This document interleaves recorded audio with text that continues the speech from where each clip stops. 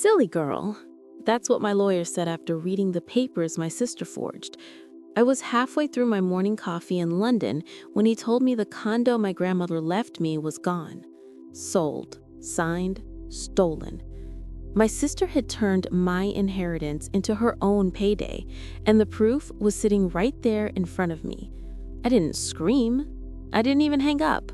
I just stared at the window, watching the rain slide down like it already knew what I was about to do next. Because if my sister thought I'd stay quiet overseas, she had no idea what silence can do. I used to think distance protected me from family drama, from their constant comparisons, from the quiet looks that said I'd never be enough. Living in London gave me space to breathe, to build something of my own. My sister Molin stayed behind in Florida, married well, became the perfect daughter everyone bragged about at church. Mom adored her for it. And me? I was the dreamer who left. But there was one person who never made me feel small. Grandma Evelyn. She was sunlight in a world of cold approval. Every summer, she'd brew lavender tea on her balcony overlooking Tampa Bay. The ceiling fan would hum while she told me stories about how she learned to start over after Grandpa died. "Don't let life make you small, Lizzie," she'd whisper, squeezing my hand. "You're meant to take up space." That condo wasn't just property, it was her legacy. A place soaked with her scent, her laughter, her love. When she passed, she left me the deed handwritten and signed with her soft cursive. It was her way of saying, "I see you, even if no one else does." After the funeral, Molin handled everything. The flowers, the paperwork, the estate meetings. She looked so composed in her cream dress, greeting relatives like a hostess instead of a grieving granddaughter. I thought she was being responsible. Turns out, she was rearranging more than roses. Mom used to sigh over the phone. "You should be more like your sister. She has her life together." I'd bite my tongue, sip my coffee, and let the comments slide. I learned early that fighting for fairness in our family was like yelling into a hurricane. So when my lawyer called that morning, when he said the condo had already been sold, I felt something inside me shift. The shock was cold, precise, almost surgical. For a moment, I imagined Molin signing the papers with that polished smile of hers, the one she wore when she wanted everyone to believe she knew best. I opened my laptop, scrolling through the photos on my phone until I found one of Grandma and me on that same balcony. Her hand rested on mine. The sunlight caught the silver watch she always wore. My throat tightened. That condo was more than walls and keys. It was proof that someone once believed I was enough. And now my sister had turned it into cash. The drizzle outside grew heavier, tapping against the window like a warning. I closed my eyes and whispered to no one. "Grandma, I'm sorry. I should have protected what you gave me." Then my phone buzzed again. A new email from my lawyer. Subject line, "Inconsistencies found." My heart stilled, because deep down, I already knew who was behind them. Douglas's voice carried across the crackling line. "Elizabeth, there's something off about these documents," he said. "The notary stamps don't match, and the signature looks rehearsed." I pushed my chair back, staring at the screen in disbelief. "Rehearsed?" I asked, though I already knew the answer. He hesitated, then exhaled. "Silly girl," he muttered softly, not at me, but at whoever thought they could get away with this. "Your sister must have forged it." Those two words, "silly girl," cut deeper than he meant them to. They stuck in my head, repeating themselves until the meaning twisted. To him, it was an observation. To me, it was a challenge. My sister thought I was too naive, too distant, too trusting to notice. Maybe I had been, but not anymore. I minimized the call and opened my email. There it was, the scanned copy of Grandma's will that Douglas had sent months ago. The signature on the estate transfer looked similar, but not identical. The loops were tighter, the pressure heavier. Molin always pressed too hard when she wrote. She liked leaving marks. Outside, the rain hadn't stopped. Drops slid down the window in crooked lines, blurring the city. I felt the same blur inside me, rage and disbelief folding into something sharper. Grandma once said, "If someone steals from you, they're not taking what's yours. They're revealing who they are." Now I finally saw who Mullen really was. Douglas cleared his throat on the line. "Elizabeth, don't confront her yet. If she altered legal records, we'll need proof. I'll start pulling the property logs and payment files. You just stay quiet for now." I nodded, even though he couldn't see me. "Okay," I said, my voice flat, controlled. "Just find out how deep it goes." After he hung up, silence filled the apartment, the kind that hums in your bones. I stared at my hands, trembling slightly over the keyboard. It wasn't just about the condo. It was about every dinner table where Mullen had outshone me, every eye roll when I mentioned art school, every time Mom said, "You're too emotional." Maybe I was, but emotion was what made me human, and this time it was going to make me dangerous. I spent the next few hours digging through old emails, Grandma's letters, the digital scans, even old photos of her handwriting. Every stroke, every loop became evidence. When I compared them side by side, there it was, the difference, clear as daylight. The forged signature looked almost perfect. Almost. That almost would destroy her. By midnight, I was surrounded by papers and empty mugs. I sent Douglas the images and typed one final line before hitting send. She thought I wouldn't notice. She was wrong. My phone buzzed almost immediately. A notification from a blocked number. A text. "You've been asking questions." I froze. The message had no name, no punctuation, just that one sentence. My breath caught, pulse pounding. I typed back, "Who is this?" No reply. Just 3 dots appearing, then disappearing. The next morning, my phone rang again. The screen flashed a name I hadn't seen in months. Mullen. For a full minute, I stared at her name glowing on my screen. Part of me wanted to ignore it. The other part, curiosity, maybe both, made me swipe to answer. "Liz," her voice burst through, sugary and loud. "You won't believe how busy I've been. I finally sold Grandma's condo. Closed the deal last week." My fingers tightened around the phone. "You sold it?" "Yep," she said proudly. "Cash offer, $320. The realtor said I handled it like a pro. Anyway, I wanted to thank you for not getting in the way. I know all that legal stuff overwhelms you." I didn't speak, not because I couldn't, but because if I did, my voice would tremble from fury. "And hey," she continued, cheerful as ever, "I'm sending you $10,000 next week. I figured you could use a little help with rent over there." $10,000 from my inheritance. "Mullen," I said slowly, "you do realize that condo was mine." She laughed lightly, like I'd made a joke. "Oh, come on. Grandma wanted it for both of us. You're off in Europe, living your art dream. I handled everything for the family." "For the family?" She said it like a badge of honor. "You forged her signature," I said flatly. Her tone shifted, sharper, colder. "Watch it, Liz. You don't know what you're talking about." I took a slow breath. Actually, I do. Douglas found inconsistencies, stamps that don't exist, handwriting that doesn't match. Silence. Then a forced laugh. "You're being dramatic again. Maybe that lawyer of yours wants more money. Don't embarrass yourself." She hung up before I could answer. For a few seconds, I stood there staring at my reflection in the rain-streaked window. My heart wasn't racing. It was steady. Terrifyingly steady. I replayed the call, pressed record, and saved the audio. Proof. Her arrogance had handed it to me. By the time I sent the file to Douglas, I was already writing another email. Proceed. Collect everything.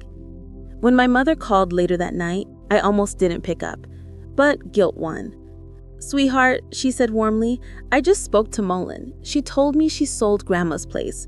Such a relief to have that handled."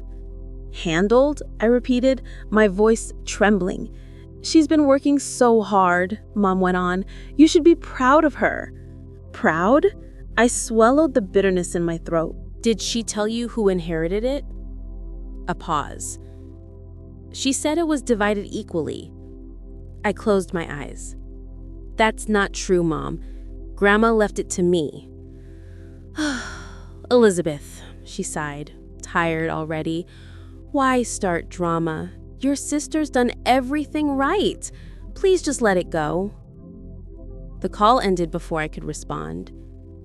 For a long time, I stood in the quiet, surrounded by the hum of my fridge and the low hiss of London rain. They thought I was emotional, unstable, the silly girl who ran off chasing art instead of real life. But real life was about to find them. I opened a new folder on my computer and labeled it Truth. Inside, I began dropping files, recordings, letters, comparisons. This time, I wasn't just keeping evidence. I was building a reckoning. Douglas called 3 days later, his tone brisk, controlled, the way it gets when something big is about to drop. Elizabeth, he said, we filed the fraud report. The court issued a freeze on the proceeds from the sale. Mullen's about to find out. I pressed the phone against my ear, my heart steady. Then I guess we wait. But we didn't wait long. By noon, my phone started buzzing nonstop, one call after another. Mullen. I let them ring out, watching the notifications pile up like proof of guilt. 10 missed calls, then 15, then 20. Finally, I answered. What the hell did you do? She screamed, her voice sharp and panicked. I don't know, I said evenly. Why don't you tell me? Don't play dumb, Liz. The bank froze my account this morning. Do you have any idea what you've done? I didn't do anything, I replied. The truth did. There was a beat of silence, then a bitter laugh. You've lost it. You think you can ruin me. You're delusional. You stole what Grandma left me, I said coldly. You forged her name and pocketed the money. Don't act surprised when consequences show up. Her tone cracked. Please, you were never responsible enough to manage that property. I handled it for the family, the way I always do. You should thank me. For stealing from me? For keeping you from embarrassing yourself? She snapped. You live in another country, sketching logos and drinking lattes. You don't deserve that condo. My hand tightened around the phone. And you do? Someone had to act like an adult, she hissed. You never grew up. That's when something inside me broke quietly, cleanly. You know what, Mullen? Maybe I didn't, but Grandma trusted me, and you didn't just steal money. You stole her memory. She hung up. The silence after her disconnect felt heavier than her voice. Minutes later, my phone buzzed again. Mom. Elizabeth, what's going on? Her voice was tight, panicked. Mullen's in tears. She says you filed a fraud case. Is that true? It's true, I said softly, because she forged Grandma's documents. Don't be ridiculous, Mom snapped. Your sister would never. She's been handling everything responsibly. You know how emotional you get. Mom, this isn't emotion. It's evidence. Douglas verified the signatures. She admitted it on the phone. You recorded your sister? Yes, I said, the words slicing through the air, because no one ever believes me unless I prove it. A pause. Then the familiar sigh, the one that had followed me since childhood. You used to be kind, she said finally. I don't know what happened to you. The call ended, leaving me alone with the sound of rain and my reflection. Cold, unfamiliar, unflinching. For years, they had mistaken silence for weakness. Now, silence was my weapon. 2 nights later, my phone lit up again. Unknown number. I almost ignored it until I saw the name attached. Ethan Pierce, Mullen's husband. I answered cautiously. Ethan. Hey, Elizabeth, he said quietly. His voice was tired, stripped of its usual politeness. I hope I'm not crossing a line, but I think you deserve to know the truth. I stayed silent. I didn't know what she'd done, he continued. She told me you'd given up your claim.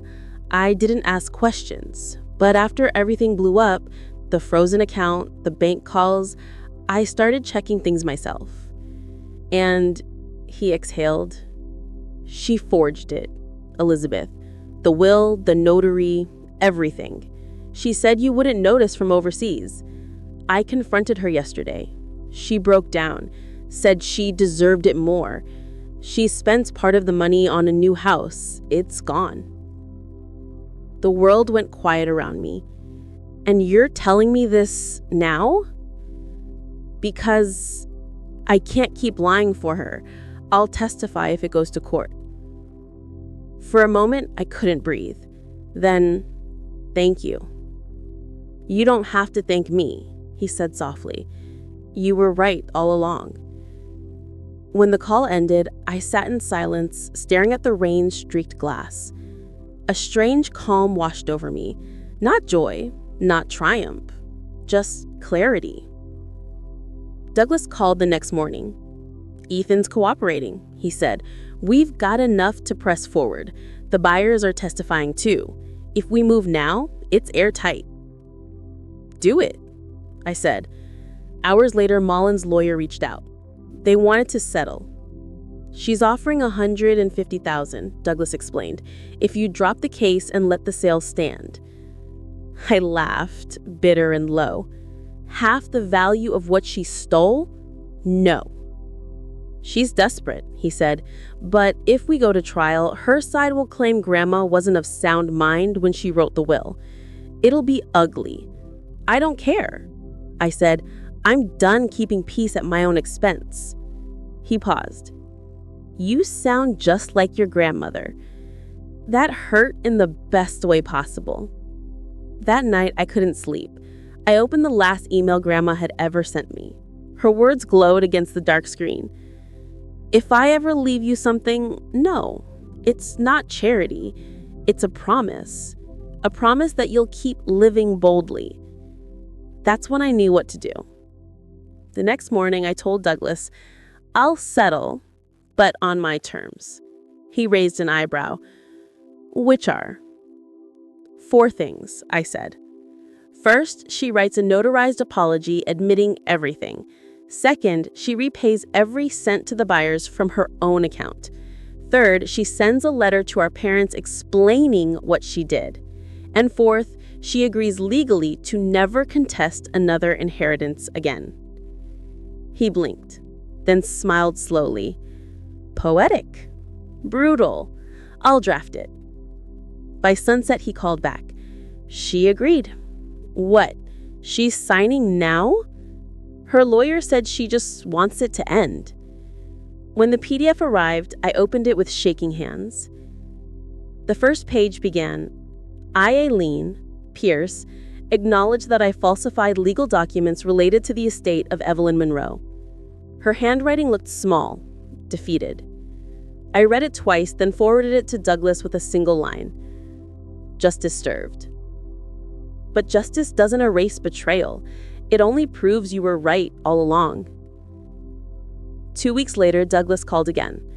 It's official. The property is back under your name, funds released, buyers reimbursed.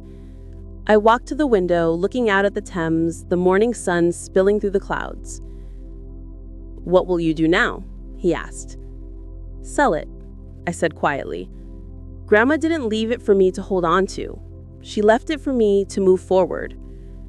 When the payment cleared, I stared at the balance on the screen. $350,000. But it wasn't the number that made me cry. It was what it represented. Belief.